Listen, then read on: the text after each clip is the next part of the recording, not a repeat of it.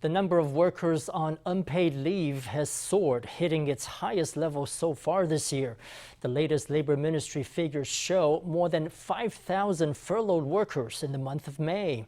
To support those out of work due to the pandemic, the government has announced an expansion of its job support scheme. Now, furloughed staff can apply for up to 24 months of subsidies, up from the previous 12 months. The shutters are down everywhere you look. Taiwan's level 3 restrictions have been a blow to many industries, with food and drink and the service sector bearing the brunt. One masseuse says she was put on unpaid leave on May 15th.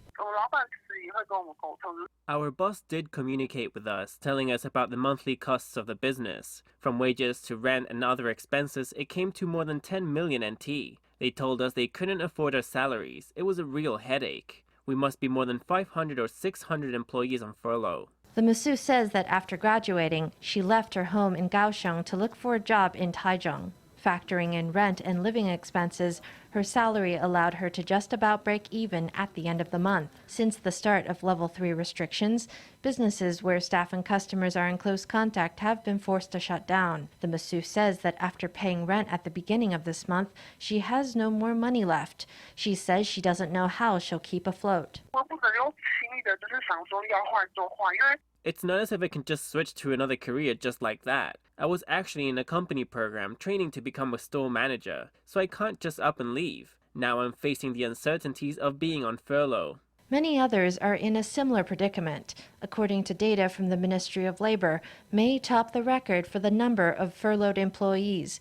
The manufacturing sector had the most furloughed employees, 1,655. It was followed by transportation and warehousing, with 836 workers. Lastly, it was the hospitality and food industry, with 495 people. In total, there were 5,065 furloughed workers across 467 companies.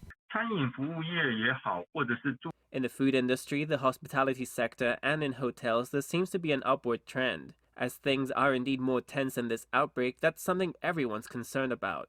As furlough numbers rise, the Ministry of Labor announced on Wednesday that it would double the maximum duration of its furlough subsidies to 24 months. Workers can apply for subsidies of up to 10,900 NT a month. But with the pandemic still raging and industries hurting, workers are bracing for tough times ahead.